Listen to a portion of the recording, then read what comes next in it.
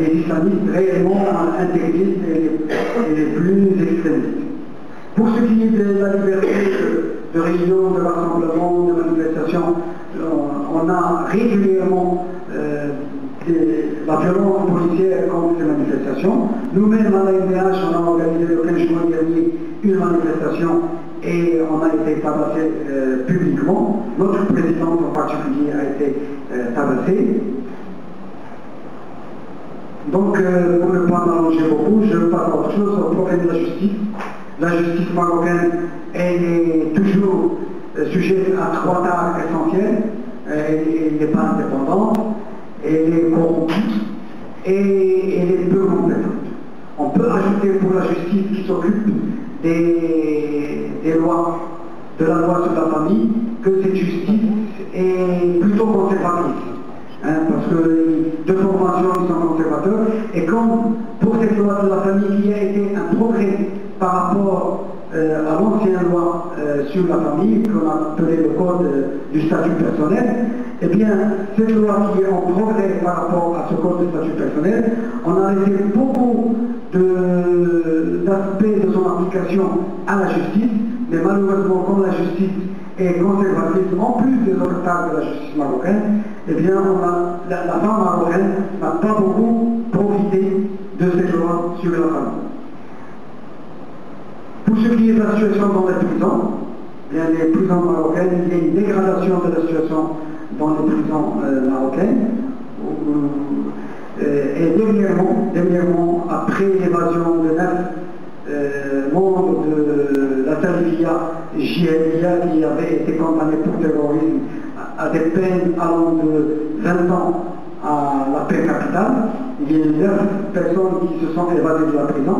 Après cela, la solution que le pouvoir a trouvée, c'est de mettre en main les prisons marocains, de les mettre en main, de les mettre entre les mains des sécuritaires. C'est ainsi qu'un ancien directeur général de la sécurité nationale, un ancien bras droit de Driss Boutré, qui était ministre de l'Intérieur, est revenu à la charge malgré son âge de 71 ans, et il est le délégué général maintenant de l'administration pénitentiaire. On lui a planté 2 directeurs adjoints, dont un chargé de la sécurité, dont le parcours est totalement un parcours sécuritaire. Il a toujours travaillé au niveau de la police. L'autre a été procureur du Rhône. Pour ce qui est des droits de la femme, bon, j'ai parlé incidemment de cette loi sur la famille, qui pour nous, à la MDH, a constitué un progrès par rapport au statut personnel de la femme. Donc, c'est un progrès, mais ce n'est pas le progrès signalé par la propagande officielle, puisque cette loi sur la famille reste loin dans son contenu les normes reconnues sur l'égalité enfant, reconnues mondialement sur l'égalité enfant. Mais pour nous, on a considéré quand même que c'est un progrès. Malheureusement, au niveau de l'application, eh bien, il y a des problèmes. Il y a eu l'amendement de la loi sur la nationalité, qu'on a considéré comme positif, puisque maintenant, la femme marocaine mariée à un étranger peut donner sa nationalité à ses enfants. Il y a le problème de la violence à l'égard des femmes. On n'a toujours pas réglé ce problème, ni au niveau de la loi, ni au niveau de la pratique, bien sûr, le harcèlement sexuel, et puis les droits économiques et sociaux des femmes. Là encore, il y a encore les 2 poids et 2 mesures. Les femmes ne jouissent pas des droits économiques et sociaux dont jouissent les hommes dans notre pays.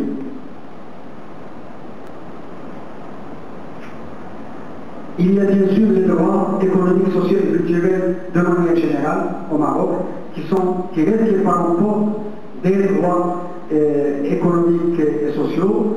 Bien sûr, ces droits-là ne sont pas respectés tout simplement parce qu'un droit fondamental qui est le droit au développement n'est pas mis en œuvre. Les gens peuvent, bon, bien sûr, au niveau du Maroc, le pouvoir essaye de montrer qu'il y a un effort dans ce domaine par le biais de ce qu'on appelle l'INDH, l'Initiative nationale pour le développement humain, mais on peut constater que depuis que l'INDH est entré en vigueur, je crois en mai 2005, eh bien le Maroc est passé durant 123 au niveau de l'échelle internationale de développement humain à la place 126. Donc on a reculé malgré cette instance, cette initiative nationale sur le développement humain. Il y a bien sûr au niveau des droits de l'homme, des droits économiques et sociaux, beaucoup d'autres problèmes, au niveau du droit au travail, au niveau des droits des travailleurs. Le problème fondamental au niveau des droits des travailleurs, c'est que nous avons un code du travail qui ont des normes internationales dans le domaine des droits des travailleurs, mais plus grave encore, c'est que ce code du travail n'est pas appliqué. Et il n'est pas appliqué au vu et au su des autorités. Et la dernière catastrophe que nous avons vécue au Maroc à l'usine Rosamond, qui s'appelle Rosamond à Casablanca, et qui s'est incendiée et où 60 travailleurs environ ont perdu la vie, et bien montre à quel point la violation du code du travail peut être meurtrière. Et ça, évidemment, on a arrêté le patron, le fils du patron, et soi-disant un ouvrier parce qu'il a laissé un mégot s'enflammer, mais ça, c'est des choses conjoncturelles essentielles, c'est que la législation du travail n'est pas appliquée au Maroc de manière vraiment très large, et notamment les mesures d'hygiène et de sécurité, ce qui a donné cette catastrophe. On a eu une catastrophe il y a quelques mois aussi à Kénigra, où 20 personnes dans un chantier de construction elles-mêmes ont perdu la vie, etc. Donc là, le problème essentiel, fondamental, c'est l'impunité dans le domaine de l'application de la législation sociale, comme c'est le cas pour l'impunité dans le domaine des relations de base, comme c'est le cas de l'impunité dans le domaine des crimes économiques et de la dilapidation des biens publics.